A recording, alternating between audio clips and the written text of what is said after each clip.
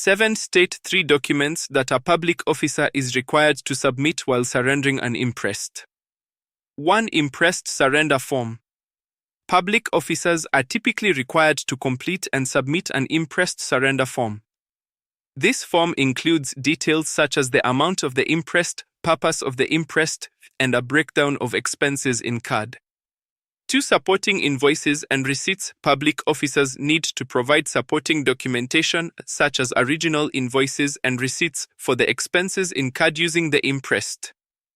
3. Imprest statement or reconciliation report. A statement or report reconciling the imprest amount with the actual expenses incurred is often required.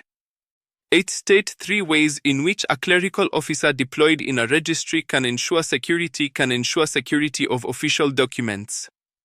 1. Implement access controls, restrict access to the registry to authorized personnel only. 2. Maintain a register or logbook, keep a detailed register or logbook to record the movement of documents.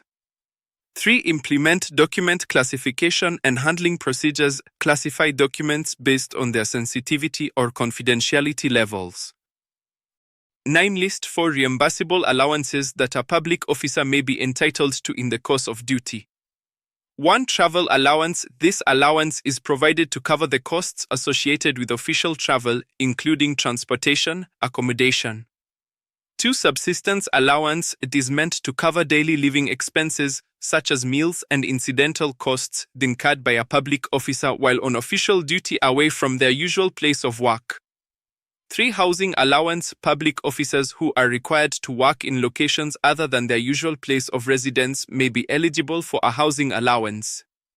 4. Special duty allowance is provided to public officers who are assigned to perform duties that are considered special or exceptional.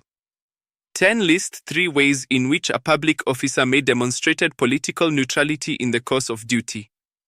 3 marks.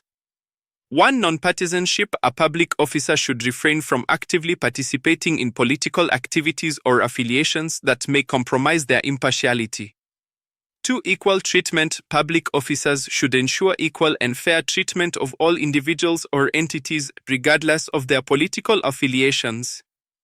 3. Avoiding public political statements. Public officers should refrain from making public statements or expressing personal political opinions that could be perceived as biasing their official duties.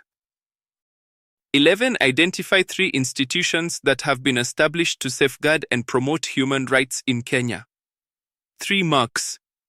1. Kenya National Commission on Human Rights. KNCHR is an independent constitutional body responsible for promoting and protecting human rights in Kenya.